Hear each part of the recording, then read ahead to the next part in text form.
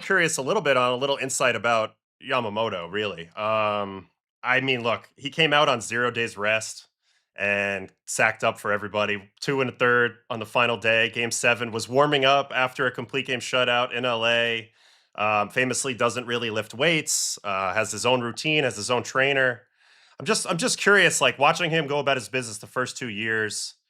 Like, what's the most impressive part? Is it like a discipline thing? Is it like a mental game thing, or is it like just basically his training style?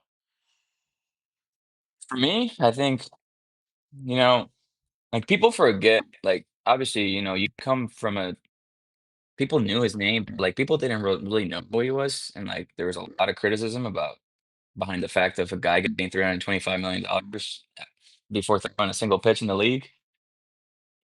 Like people forget how like young he was. He came in at like 24 and like 24 is not that old in baseball.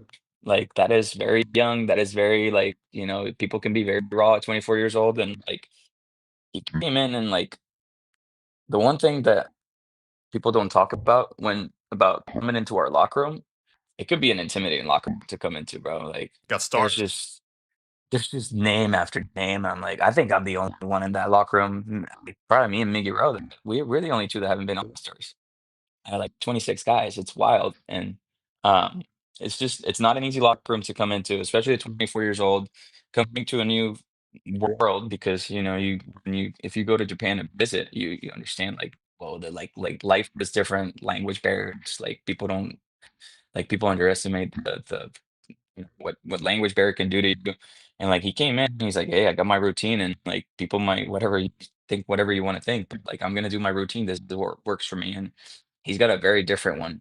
And he just came in day one and he started doing his thing. And game seven of the World Series, 2 years, like a full season later, he's doing the same thing. And it's just like the consistency of his work, and how focused he is when he's working. It's crazy. Every day you got music in the weight room just blasting, and every day is a different type of music. And of course, the starting pitcher gets to choose his music that day. And like there's just a different type of like when you don't understand the language, music sounds like sounds. And there's just a really lot of different sounds just blasting in your ears. And this dude is just doing all these balance stuffs, breathing out of a straw. Like, it is insane. You have people like me behind him trying to make him laugh, trying to, like, do stuff behind him and, like, things like that. Um, and he doesn't break. And, I mean, when I first saw him, like, with that body and this workout style and not lifting weights, I don't know how long he's gonna last, but he's got it down, man, and there's nothing more impressive than watching this dude play catch. Oh my god, unbelievable. He's got the prettiest throw in baseball, and once he's done throwing those javelins, you're gonna have to take 30 minutes to an hour to like out of your time to go outside and watch him play catch because he goes through his shit and like he like comes set and like really thinks about it in between every throw. And like sometimes he doesn't like it and he like steps off even though there's no mound and he gets back into it. And then he just from like 400 feet away, just as if he's throwing a hard plate, and he just throws it on the line, dude. And I mean, the dude is an animal, and obviously he deserves every cent that they gave him. And there's just that little guy, nicest guy in the world, but man, he's got that fu when he's on the mound. That stadium is his, and he's shown it.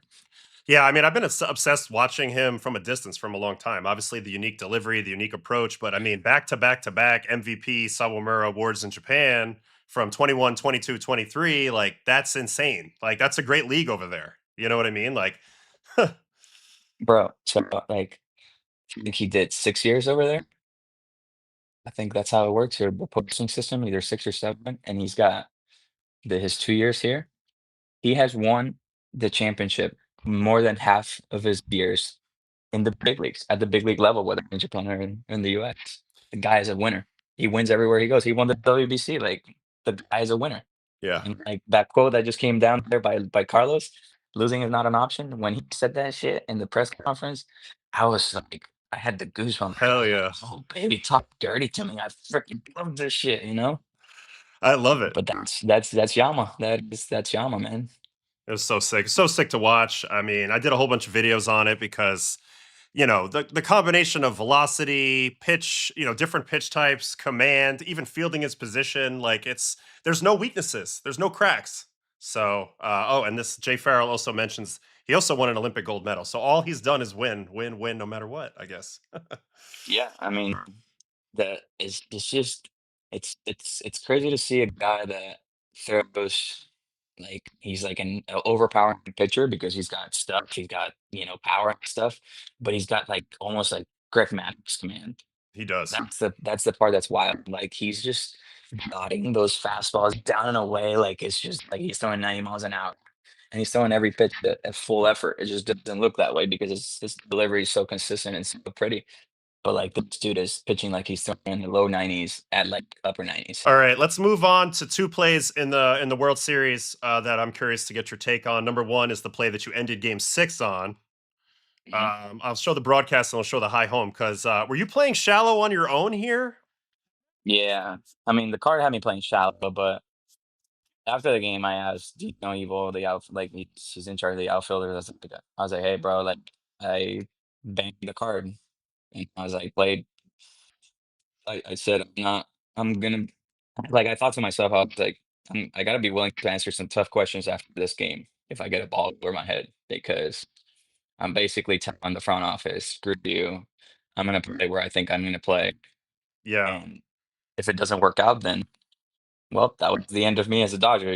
But like I cannot let I gotta put myself in a position to where if a ball gets hit in front of me, I keep the runner that's at second, at third, but I'm also in a good position where I don't have to go for it with a throw to home plate. I can make a strong low throw and keep the batter runner at first because he's the winning run. So I Yeah, said, "Fuck it, I'm gonna play in," and then I turned out to be 7 feet in front of where they wanted me to play. I love your baseball instincts here because you're right. Look, it's Jimenez. He's probably not going to burn you here with a ball over your head. More than likely, he's looking to make a little contact, spray it the other way, drive these runs in with a single. So I think you played it perfectly, honestly. I mean, obviously you did. To me was like if you go back to when Glass is on his like when he's coming set, like with Glass now on the mound and well high home, like to me Glass now's heater, like his extension. But look how big that gap, that hole between shortstop and third base is. Yeah, massive. You could drive a truck through Every it. scenario every scenario that was in my head, it was never a fly like a ball in the air. Every scenario that I ran in through in my head before this pitch was like he's gonna hit a ball in between short and third. Yeah, you're seeing It's that like gap right in front of you. it looks massive. Like Glass is, his shit plays up a lot, so guys are tend to be late. He's coming out of the pen, so he's probably gonna be 1 or 2 miles per hour harder.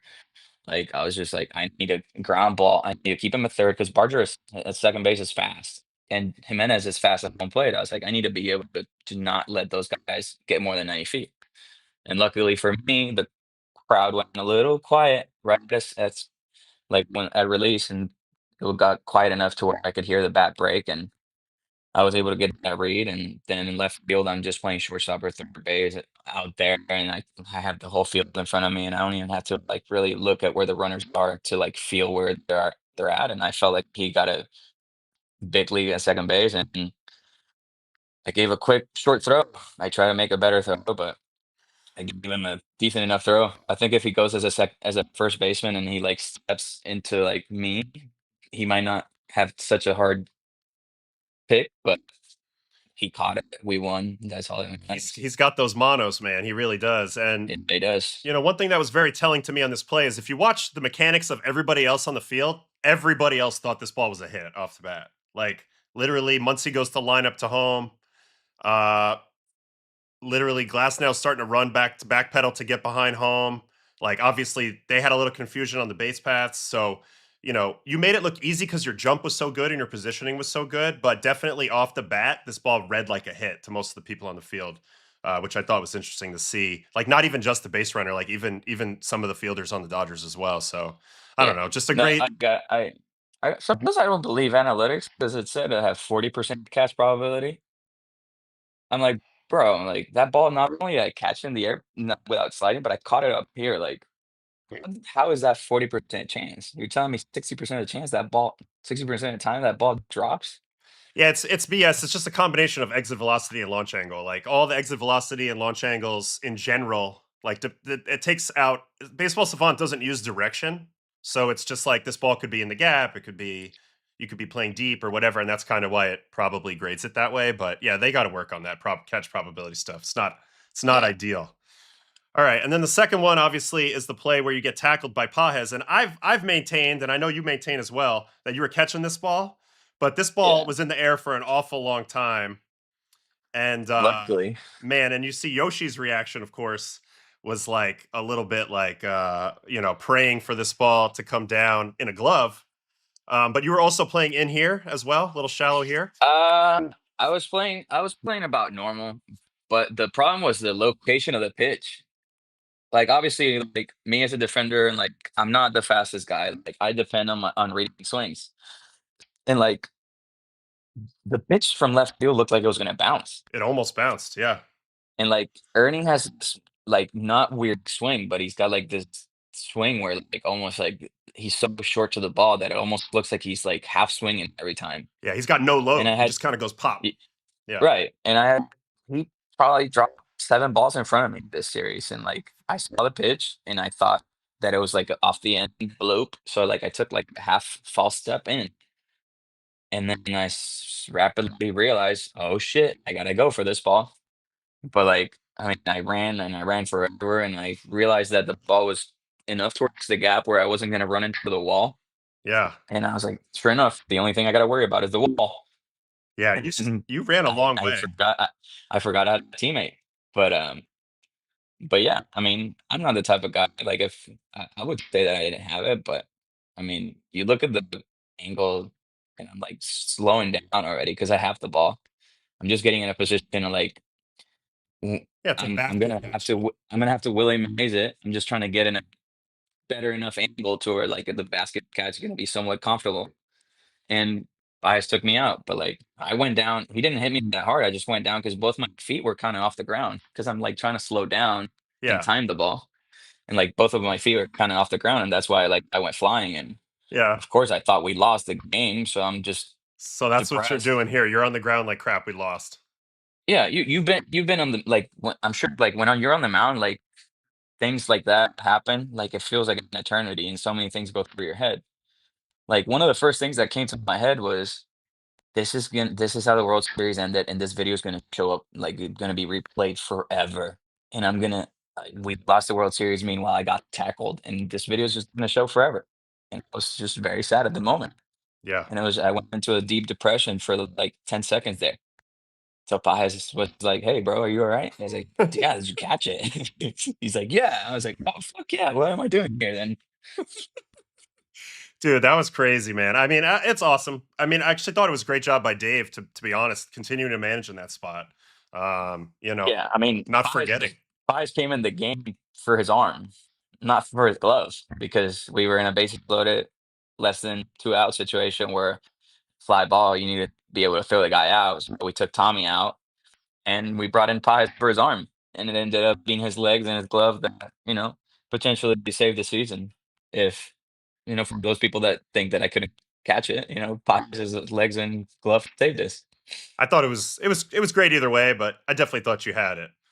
Yeah, so And, I saw your post. Obviously, no WBC. That's got to be a little disappointing. yeah, that was devastating. So when I went in for my post World Series MRI, like my exit physical, the MRI showed kind of the same as the MRI in July as far as like the damage, but it was hard to tell because it looked like a weather forecast. It was so white. There was so much swelling that it was super white. And right there and there, I was like, they gave me a 50-50 chance of like recovering without surgery. And of course, that was my decision. I was torn because I didn't know what to do. I really wanted to play in WBC. Like from the bottom of my heart, like playing the WBC at home in Puerto Rico has been as big a dream of mine as playing in the World Series.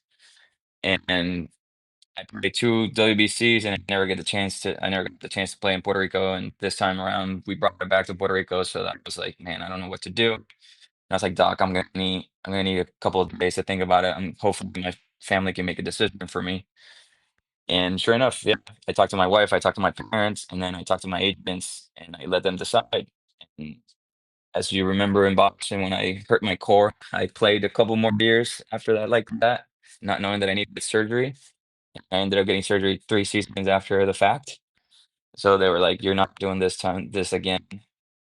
And Yeah. I mean, going into the surgery, it was like a week between MRI and surgery day, and I was like second guessing myself. I was like, "Man, every day that goes by, I feel better and better. I don't know if I'm making the right decision.